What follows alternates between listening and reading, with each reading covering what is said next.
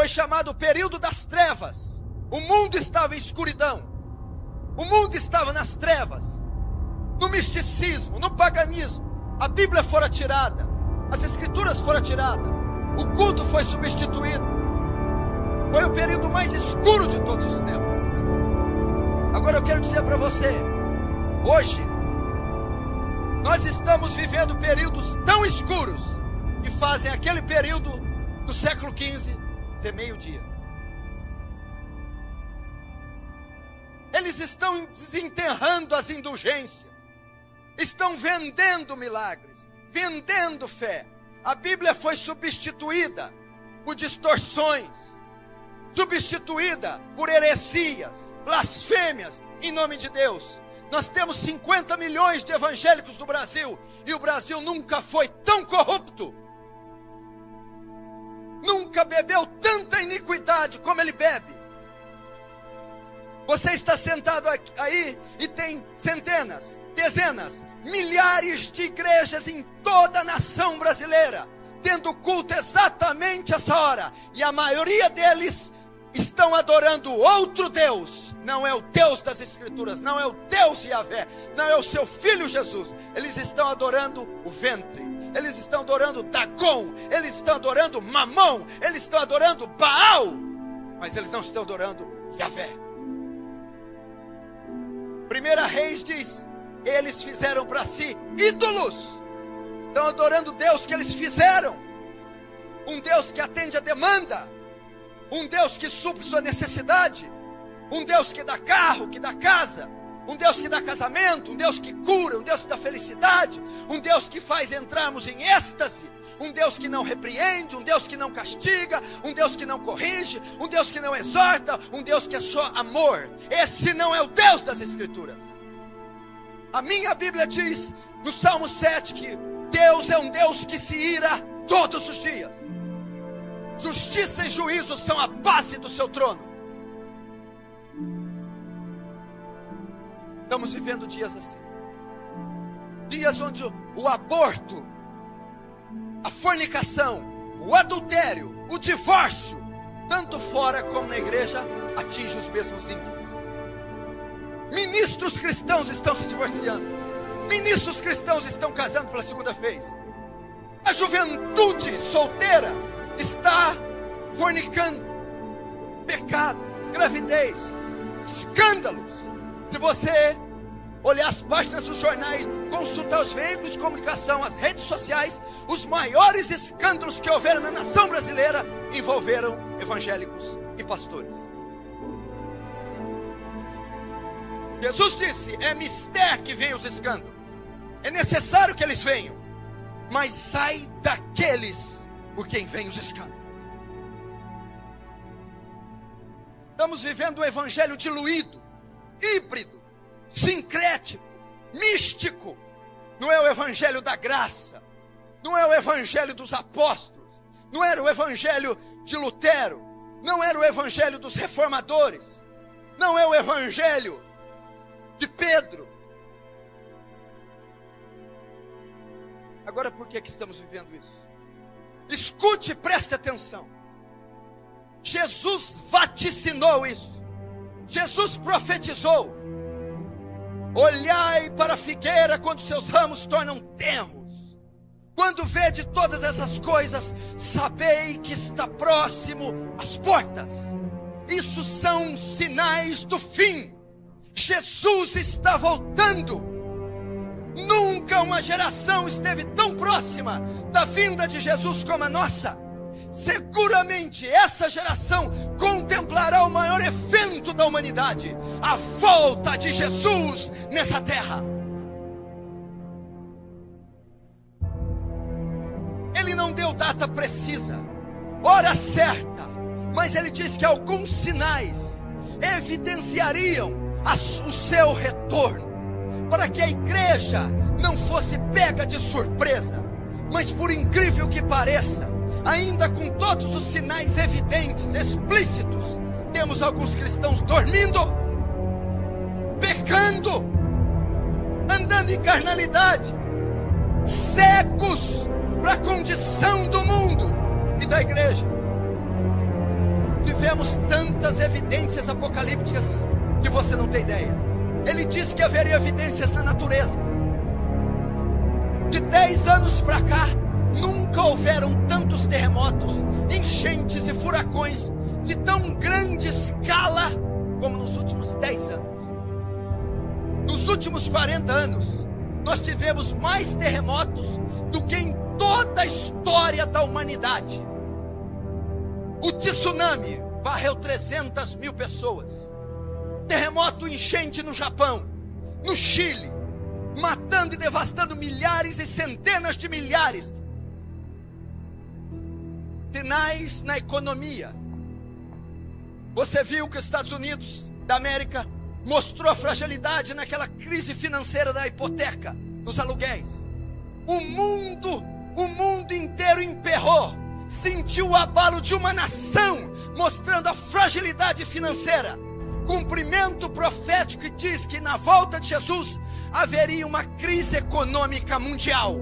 Terceira evidência: a volta do Filho do Homem será semelhante aos dias de Ló. Onde Ló morava? Sodoma e Gomorra. O que predominava em Sodoma e Gomorra? A sodomia, o homossexualismo. Jesus disse que próximo da volta haveria uma explosão de homossexualismo. Capa da revista Veja, Daniela Mercury anuncia o seu casamento com outra mulher em Portugal, trazendo um escândalo e estimulando dezenas de milhares de outros a essa prática. Cumprimento profético: haveria uma explosão de homossexuais, lésbicas, a sociedade aprovando kit gay. Quarto, a volta do Filho do Homem será semelhante aos dias de Noé. Comiam e bebiam, compravam e vendiam, casavam-se e davam-se em casamento. O povo ia estar preocupado com os deleites, financiamento do carro, shopping, computador, o cabelo, a casa, a comida, o jantar, a família. Haveria uma indiferença entre o povo. Saber de Apocalipse, de Jesus, de Evangelho, de vida eterna. Haveria uma indiferença, uma frieza. Por se multiplicar a iniquidade, o amor de muitos se esfriaria. Uma inafetividade coletiva. O homem hoje é frio, o homem hoje é indiferente, o homem hoje é vaidoso, o homem hoje é avarento. Isso está dentro da igreja. Pessoas estão comendo e bebendo, comprando e vendendo. Estão frias. O pai não ama mais o filho.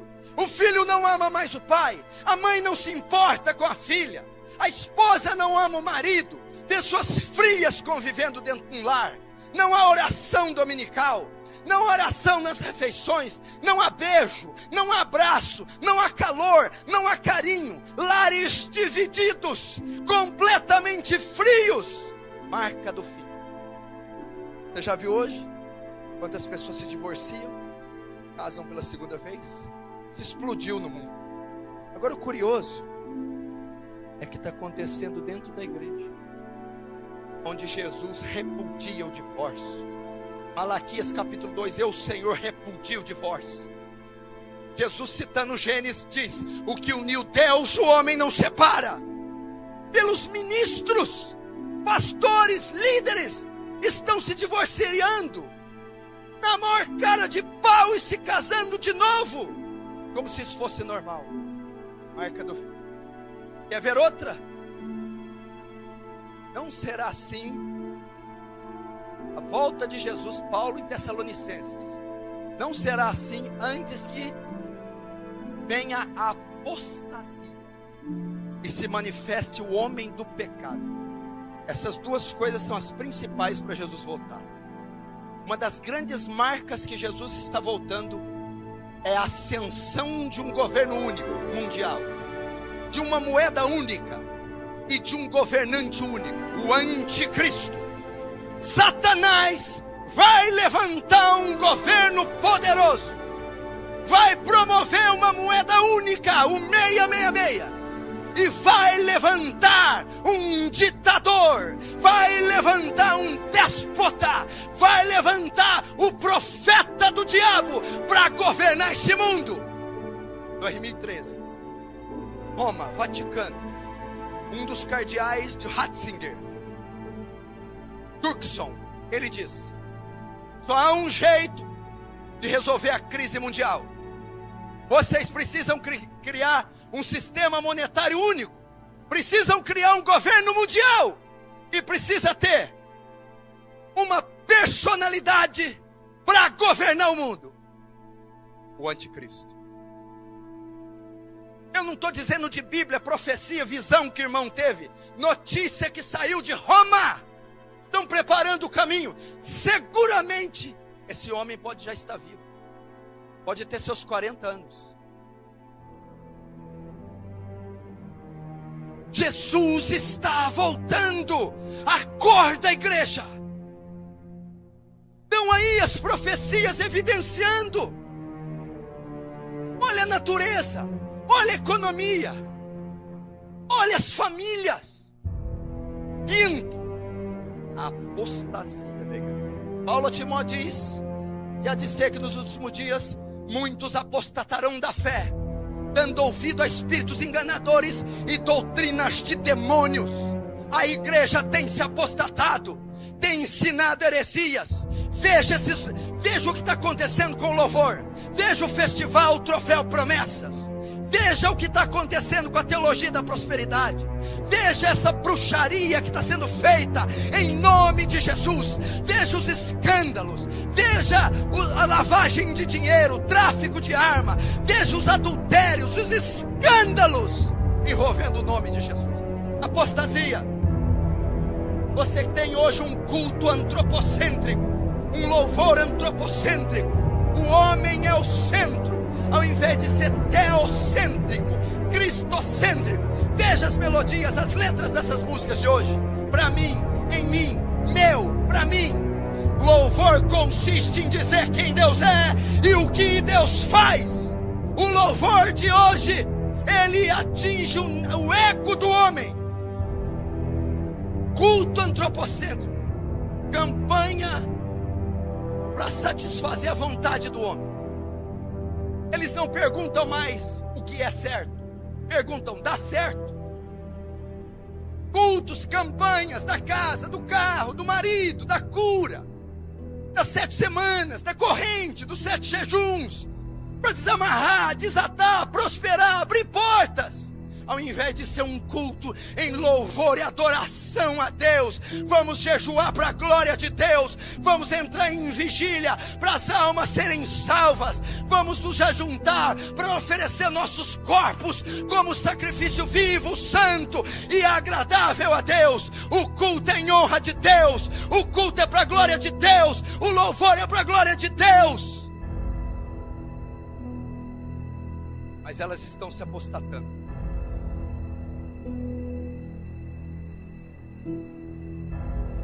Liga a TV, programas evangélicos, 99% heresias e blasfêmias. Aquilo não é evangelho, aquilo é outro evangelho, aquilo é um anátema. Não se engane, Satanás se transfigura de anjo de luz para enganar. Não sejais como meninos inconstantes, levados ao redor de vento de doutrina. Se você acha que isso é avivamento, tira o pé do chão. Se você acha que Thales Roberto é avivamento, se você acha que aquilo tem qualquer fragmento de Deus, você está completamente equivocado. Se você se converteu de 20 anos para cá, de 20 anos, se você nasceu ou se converteu de 20 anos para cá, tem uma grande probabilidade de você não conhecer absolutamente nada do Evangelho.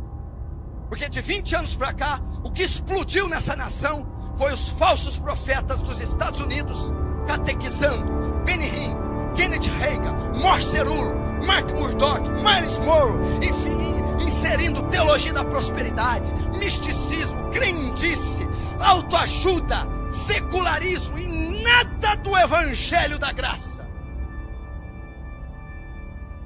Uma doutrina que não enfatiza pecado, A obra mais importante do Espírito não é mencionada nesses ministérios. O Espírito, quando vier, convencerá o homem do pecado, da justiça e do juízo. Não é provocar êxtase em ninguém, não. Não me lembro de Paulo tendo êxtase. Não me lembro de Jesus tendo êxtase. Não me lembro da igreja neotestamentária tendo essas manifestações bizarras.